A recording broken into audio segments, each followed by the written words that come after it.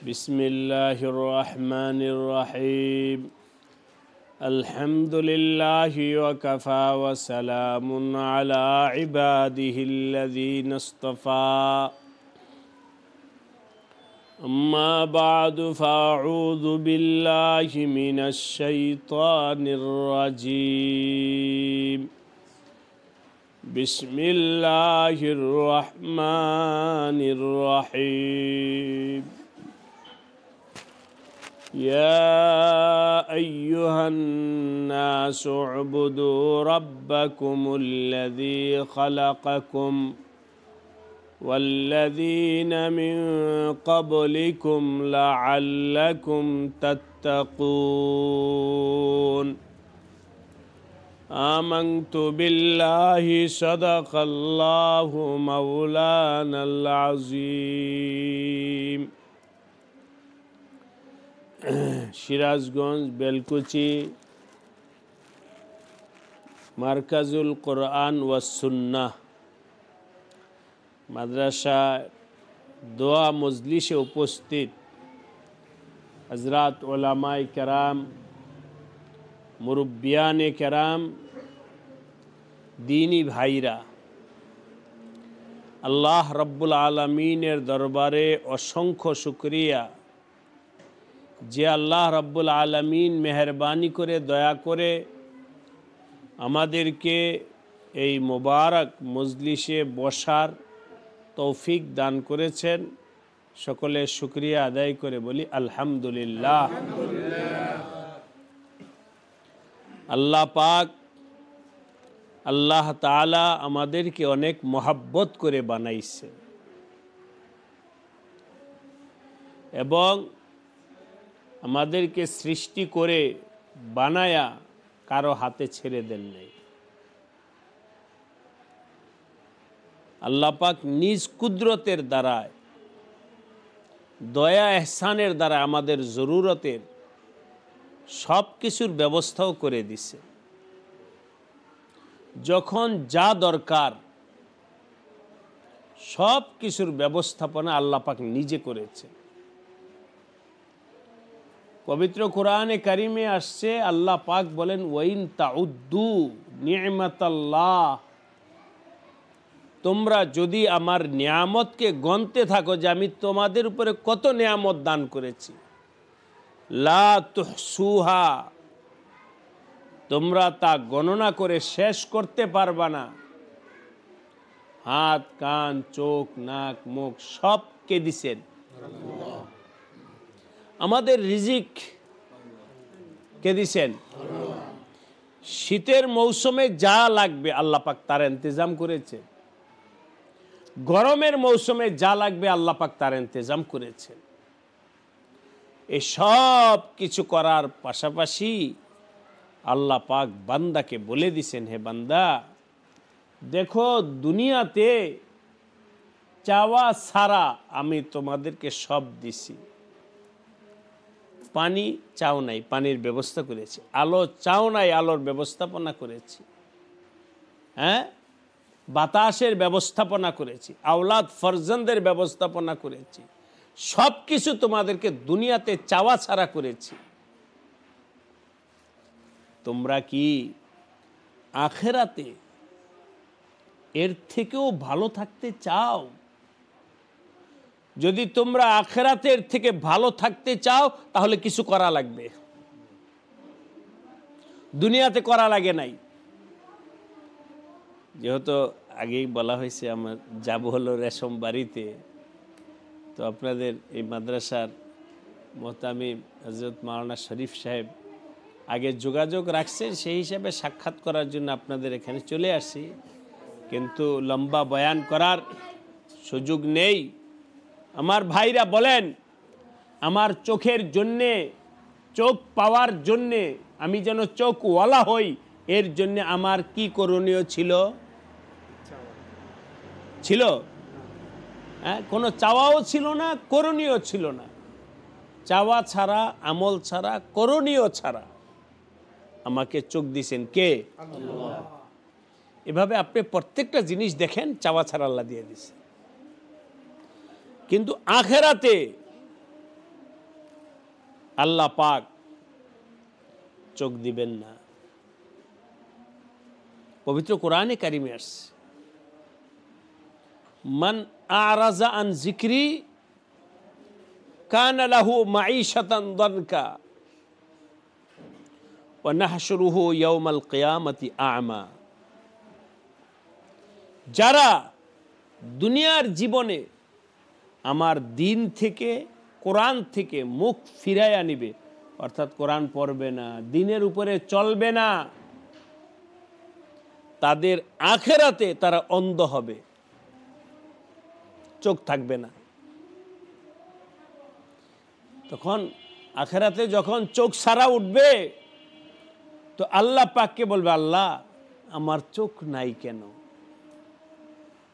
হে আল্লাহ, দুনিয়াতে তো আমার চোখ ছিল, আজকে আখেরাতে আমার চোখ নাই কেন?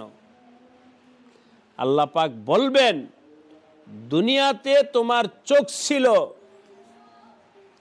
কিন্তু চোখ থাকা সত্ত্বেও আখেরাতে যেন চোখ হয়, এর জন্য কিছু আমলের দরকার ছিল, সে আমল করো নাই। এই আমল না করার কারণে আজকে তোমাকে অন্ধ করে উঠানো হয়েছে। শুধু একটাই উদাহরণ হিসেবে বললাম। তাহলে দুনিয়ার চোখ, আখেরাতের চোখ, দুনিয়ার চোখের জন্য আমাদের কোনো আমলের দরকার হয় নাই, আল্লাহ পাক তার দয়ার দ্বারাই দিছেন। কিন্তু এই চোখ আল্লাহ পাক দয়ার দ্বারা দেওয়া সত্ত্বেও আমরা আল্লাহর দিন থেকে মুখ ফিরে আনিছি, আল্লাহর কোরআন থেকে চোখ ফিরে আনিছি। আমান আরাজা আন যিকরি কানা লাহু মাঈশাতান দানকা ওয়া নাহশুরুহু ইয়াওমাল কিয়ামাতি আ'মা ক্বালা রাব্বি লিমা হাশারতানি আ'মা ওয়া কাদ কুনতু বাসীরা। আল্লাহ পাক বলবেন, লাকাদ আতাতকা আয়াতুনা, তোমার কাছে তো আমার আয়াত, কোরআন, দিন সব ছিল, এই সব পাওয়া সত্ত্বেও তুমি তো এর উপরে আমল করো নাই, সুতরাং এই কারণে আজকে তোমাকে অন্ধ করে উঠানো হয়েছে। তাহলে আপনাদের কাছে জিজ্ঞাসা করি আলোচনা সাপেক্ষে, আখেরাতে চোখওয়ালা হতে হলে কোনো আমল লাগবে কি না? দুনিয়াতে চোখওয়ালা হওয়ার জন্য কোনো আমল লাগে না, এটা আল্লাহ পাক ইহসান করে দিয়েছে।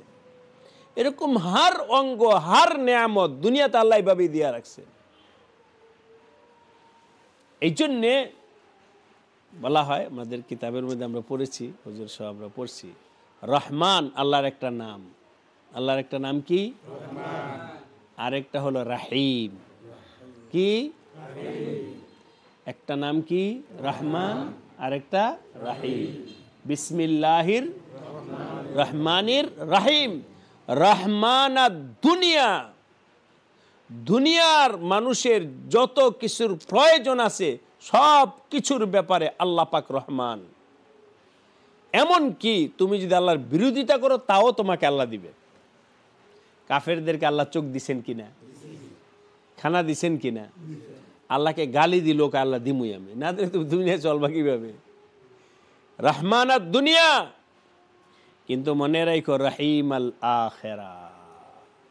কিন্তু আল্লাহ পাকের এই দয়া আখেরাতে শুধু তাকে মাননে ওয়ালার উপরে আল্লাহ পাক এই দয়া করবে, না মাননে ওয়ালার জন্য দয়া করবে না আল্লাহ পাক। কথার কথা আসলো ভাই ও দোস্ত, আখেরাতে কাফের পানি পিপাসার্ত, পিপাসায় পানির জন্য কাতর হবে। ঈমানওয়ালাকে বলবে, ভাই তোমার সাথে তো আমার দুস্তি ছিল, নাফিজু আলাইনাল মা, আমাকে এক গ্লাস পানি দাও। কে চাইব? কাফের। কার কাছে?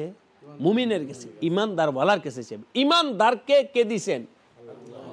ঈমানদারকে ঈমানের কারণে আল্লাহ পাক পানি দিছেন। ঈমানদারকে যখন দেখবে এত আরামের মধ্যে আছে, আর আমরা এত, ভাই আমাদেরকে একটু দাও,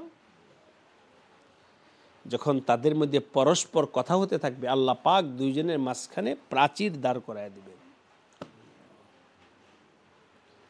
না, আমাদেরকে আল্লাহ পাক আজকে আমাদেরকে ভোগ করার জন্য দিচ্ছেন, এটা আরেকজনকে দেওয়ার অনুমতি দেন না। ওই দিন তারা পাবে না। কারা পাবে না? কাফেররা পাবে না। কেন? তোমার তো আমল নাই, তোমার তো আমল নাই, তুমি পাবা কেন? তোমার তো ঈমান নাই, তুমি পাবা কেন? তো ভাই কথায় আসলো, দুনিয়াতে আমরা পায়া যেন এটা মনে না করি দুনিয়াতে ফ্রিতে পাইছি আখেরাতেও ফ্রিতে পাবো, এটা হবে না। আখেরাতে পাইতে হলে আমার ঈমান আমল দুরুস্ত করে যাইতে হবে, ঠিক কিনা বলেন? যদি ঈমান আমল দুরুস্ত করে না যাও, তুমি যদি রাজা বাদশাও হও, তুমি যদি দুনিয়ার মালিকও হও, ক্ষমতাওয়ালা হও, শক্তিওয়ালা হও, কোটি কোটি বিলিয়ন বিলিয়ন টাকা পয়সা ডলারের যদি মালিক হও, কোনো কিচ্ছু কাজে আসবে না।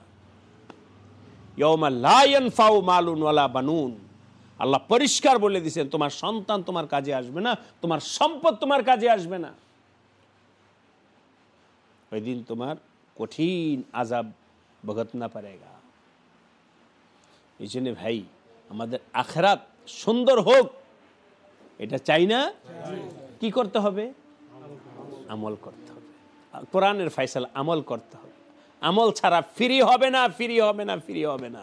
ফ্রি তো দুনিয়াতে আল্লাহ পাক দিয়ে দেন, ফ্রি আল্লাহ দুনিয়াতে দিছেন, কিন্তু আখিরাতে কিন্তু তা হবে না। তাই আল্লাহ বলেন, ইয়া আইয়ুহান নাস উবুদু, হে বান্দারা, হে লোক সকল, তোমরা আল্লাহর ইবাদত করো, ইবাদত করো। ইবাদত করলে আখিরাতের মধ্যে তুমি পাইবা, পাইবা মানে অনেক পাইবা। আদাতুল ইবাদিয়াস সালিহিন মা লা আইনুন রাআত ওয়ালা উযনুন সামিআত ওয়ালা খাতারা আলা কলবি বাশার।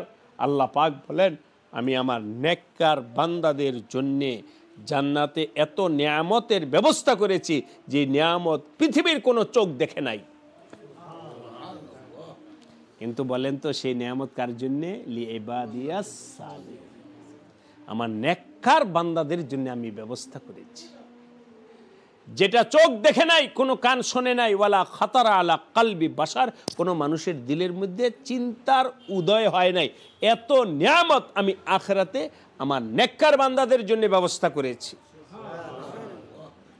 তো ভাই, আখিরাতে সেই নিয়ামত যদি পেতে হয়, তাহলে আমাকে আপনাকে কি হইতে হবে? বলেন, নেককার। কি হইতে হবে? বলেন, কি হতে হবে? নেককার। এছাড়া আর টাকাওয়ালা হতে হবে না, ক্ষমতাওয়ালা হতে হবে না, আওলাদওয়ালা না, অন্য কিছু ওয়ালার দ্বারা হওয়া যাবে না। চাই আমার সার্টিফিকেট থাকুক, সরকারি বহুত বড় চাকরিওয়ালা, কিচ্ছু কাজে আসবে না দোস্ত। এই জন্য আপনাদের সবাইকে অনুরোধ করি যে আমরা নেককার হওয়ার চেষ্টা করি, নেককার হওয়ার চেষ্টা করি। করবো ইনশাআল্লাহ। নেককার কিভাবে হব? এর জন্যে কোরআন আছে, এর জন্য হাদিস আছে। তারাকতু ফিকুম আমরাইন, তোমাদের জন্য রেখে গেলাম ভালো হওয়ার উপাদান। কোরআন রেখে গেছি, কোরআন পড়ো, বোঝো, আমল করো। আমার সুন্নাহ রেখে গেলাম, এর উপরে আমল করো, তাহলে তুমি নেককার হইতে পারবা। আর যদি কোরআন সুন্নাহ দিন থেকে দূরে থাকো, খায়সাতের পূজারি হও, দুনিয়ার পূজারি হও, আনন্দ উল্লাসে মত্ত থাকো, এগুলো কিছুই থাকবে না। কুল্লু মান আলাইহা ফান, সব খতম হবে, আরে দুনিয়াটাই খতম হয়ে যাবে। হবে কি না? শুধু এমন না যে আপনি আমি খতম হব, ভাই আমি আপনি খতম হব। হবে কি না? প্রমাণ? বাবা আছে, দাদা আছে, আপনার দাদাও আছে, দাদার বাবা আছে? নাই। এই যে দেখছেন, দাদার বাবা নাই, উনিও একসময় ছিলেন, কিন্তু ঠিক কিনা ভাই? আজকে আপনার যার বাবা আছে, অনেকে দেখবেন কি নাই, দাদা নাই। দাদা যদি থাকে তাহলে কে নাই?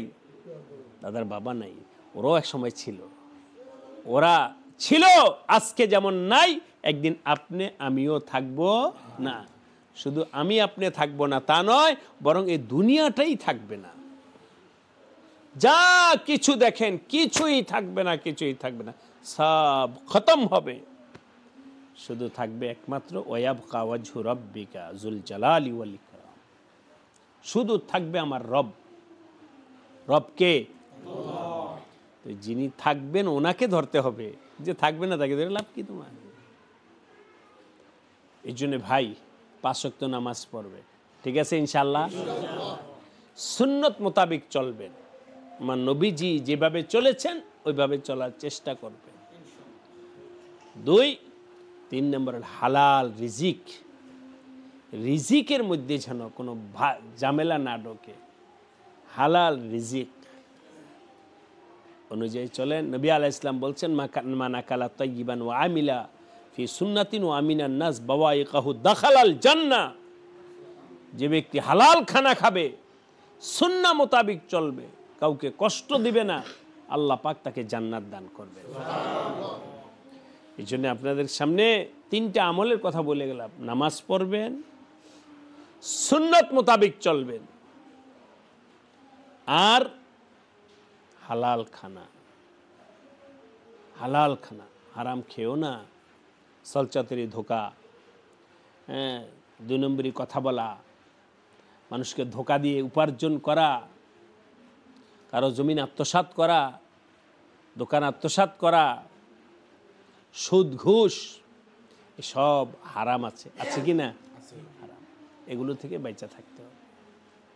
আল্লাহ পাক আমাদের সবাইকে তৌফিক দান করেন। মাদ্রাসা হয়েছে, এতে আপনারা খুশি না বেজার? এর জন্য সবসময় পাশে থাকবে। এগুলো সাদকায়ে জারিয়া হবে। মাদ্রাসার সুপরামর্শ দিবেন, আগে বাড়ানোর ফিকির করবেন, বাচ্চা দিবেন, মাদ্রাসা সুখে দুঃখে দৌড়ে আসবেন, হিম্মত আফজাই করবেন, সাহস দিবেন। আপনাদের এই ছেলেপেলে আত্মীয় স্বজন কারো ভাই কারো এরকম হবে, আসো তুমি চলো, আগে যাও, ইনশাআল্লাহ তোমার সাথে। কেউ তো ভাই একা চলতে পারে না, দুনিয়াতে চলতে হলে সহযোগীর প্রয়োজন আছে, আছে কি না বলেন? আলহামদুলিল্লাহ, আপনাদেরকে দাওয়াত দিয়ে যাচ্ছি, আমার এলাকায় এসেন, হ্যাঁ সেখানে এসেন। হুজুর যে বলছে আমাদের কোনো ক্ষমতা নেই, সব কিছু আল্লাহ আল্লাহ করনেওয়ালা, কিন্তু আমার আত্মীয় স্বজন বলেন, এলাকাবাসী বলেন, দেখেন কি করে তারা যে কোনো ব্যাপারে।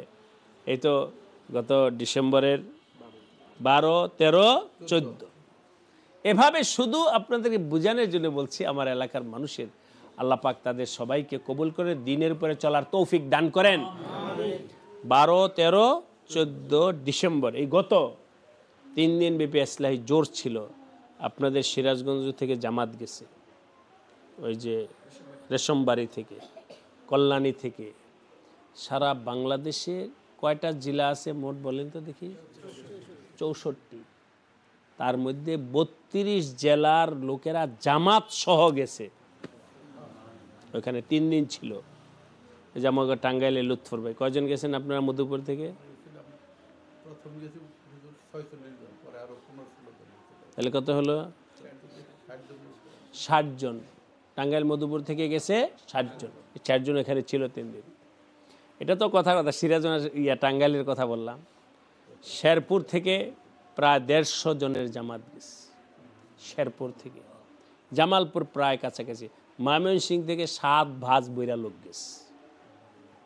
এভাবে মানে বুঝি এই সবগুলো লোকের 3 বেলা খাওয়া দাওয়ার আয়োজন আমার এলাকার মানুষ করেছে। কেন আমার হুজুরের মেহমান আসছে, আমাদের মেহমান আসছে। এবং আলহামদুলিল্লাহ এমনি বলি, এখানে তো ওই লুৎফর ভাই আছে শুধু জানেওয়ালা, কোনো কালেকশন নাই। এই 3 দিন শুধু ওয়াজ না, 3 দিন যত মেহমান আসবে সব এখানে খাবে 3 বেলা। বরাহে নাম না, 3 বেলা লোক খাবে, কোনো টিকিট নেই, কোনো টাকা নেই, কোনো নাম এন্ট্রি করাইতে হবে না, কিছু করাইতে হবে না। কোথাও দেখবেন না যে মাইকিং কালেকশন হইতেছে। কিসে কালেকশন হবে? মেহমানকে খাবে, এটা কালেকশন করবো নাকি? মানে আল্লাহ পাক তাদের দিল তৈরি করেন। কথা বুঝলাম, বুঝানোর জন্য বলছি ভাই দোস্ত, এই সব মেহমানদের খাওয়ানোর পর কি পরিমাণ মেহমান, শুক্রবার দিন জুমার দিন আমি খবর নিয়েছি আজকে খানা পাকাইছেন কত, কি পরিমাণ বাবুর্চি হলো 100। যেখানে কি পরিমাণ খানা, হুজুর 12,000 লোকের খানা পাকাইছে এক বেলা। এই সব 3 দিন খাওয়ানোর পর 150 বস্তা চাল রয়ে গেছে। মাদ্রাসা আছে সাথে, মাদ্রাসা এখনো গেলে আপনার গোডাউনে চাল দেখতে পারেন। এগুলো এলাকার লোকেরা করছে। তো ভাই আল্লাহ পাক তো দিল তৈরি করে দিলে অনেক কিছু হতে পারে, হতে পারে কি না? এই জন্যে বললাম আপনাদের এখানে মাদ্রাসা হয়েছে, আপনারা আপনাদের সাধ্য অনুযায়ী, এটার অর্থ হয় না যে হুজুর মুন্সিগঞ্জের মানুষ তো অনেক ধনী এই জন্য হয়েছে, না না, ধনী হলেই হয় না, দিলটা ধনী হতে হয়, ঠিক কিনা বলেন? আপনি কোটি টাকা আছে, আপনার মন যদি তৈরি না হয় তাহলে কি হবে কোটি টাকা দিয়ে? আরেকজনের 10 টাকা আছে, বলে 10 টাকা থেকে আমি 5 টাকা দিয়ে দিলাম মাদ্রাসায়, আছে না এরকম মানুষ? আছে। তো সেই মোহাব্বত থাকতে হবে কোরআনের সাথে, দ্বীনের সাথে, প্রতিষ্ঠানের সাথে, তখন দেখবেন এই জায়গার মধ্যে বিশাল বড় বড় বিল্ডিং হয়ে গেছে। কারণেওয়ালা কে? আল্লাহ। সুতরাং আপনাদের কাছে অনুরোধ, কখনোই মসজিদ মাদ্রাসার নেগেটিভ কোনো বিষয়ে সায় দিবেন না। পারবো ইনশাআল্লাহ? কুওয়াতে নে কিনা দারি বদমকুন। আল্লামা শেখ সাদি বলেছেন, ভালো কাজ করতে পারলে করো, না পারলে কমপক্ষে খারাপ কইরো না। যদি পারো 2 টাকা মাদ্রাসায় দাও, না পারলে চুপ থাকো, কিন্তু মাদ্রাসা কি কইরো না, নীতিবাচক কিছু কথা বইল না, বদনাম কইরো না, ক্ষতি কইরো না। ক্ষতি করলে তুমি বিপদে পড়ে যাবে। কুওয়াতে নে কিনা দারি বদমকুন। কমপক্ষে খারাপ কইরো না, মাদ্রাসা মুখালাফত কইরো না, মাদ্রাসা বদনাম কইরো না, এটা থেকে তো ইনশাআল্লাহ মাদ্রাসা জমে যাবে, আপনার আখেরাত বনবে।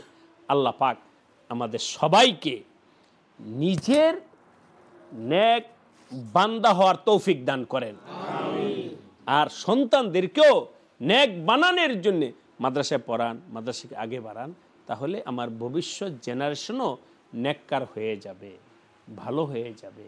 আল্লাহ পাক আজকের এই মজলিসকে কবুল করে নেন। মাঝখানে আমি বলে গেছি যে আপনারা 3টা আমল করবেন, নামাজ পড়বেন, সুন্নাহ মোতাবেক চলবেন, 3 নাম্বার হলো হালাল খানা খাবেন। হালাল খানাগুলো তো কোনটা কোনটা হালাল কোনটা হারাম, এখন আমি এগুলো নিয়ে আসি না, আমার মনে ফেস্টুন আছে এখানে লম্বা, হালাল হারামের বিবরণ। আমার দৈনন্দিন জীবনে কোন খানাটা হালাল কোনটা হারাম, ফেস্টুন চার্ট লেখা আছে, যেন মুসলমান পড়ে আমল করতে পারে। তো ওগুলো আপনারা শিখে নেবেন আলেমদের থেকে, সবটা আপনারা জানেন এটা নয়, ঠিক কিনা বলেন? আলেমদের থেকে জেনে নিতে হবে। সুন্নাহ মোতাবেক জীবন যাপন করব, সুন্নত আমল কি কি, এটা আমার আলেমদের থেকে জেনে নিতে হবে যে এই কাজগুলো সুন্নত, ওই মোতাবেক আমার চলতে হবে। যাই না যখন আমি চলতে থাকব, আল্লাহ পাক নবী আলাইহিস সালাতু ওয়াস সালামের সাথে আমার হাসর বানায় দিবে। হাদিসে আসছে, মান আহাব্বা সুন্নতি ফাকাদ আহাব্বানি ওয়া মান আহাব্বানি কানা মাই ফিল জান্নাহ, জান্নাতে তার, আমার সাথে তার, সে জান্নাতে যাবে। এই জন্যে জানতে হবে যে আমার নবী আলাইহিস সালাম কি কি কাজ করেছেন। নবী ডান হাতে খানা খাইতেন না, নবী কাউকে দেখলে সালাম দিতে বলছেন। এভাবে যত সুন্নতগুলো আছে এগুলো যাই না জেনে এর উপরে আমল করার জন্য চেষ্টা করব। আল্লাহ পাক আমাদের সবাইকে তৌফিক দান করেন।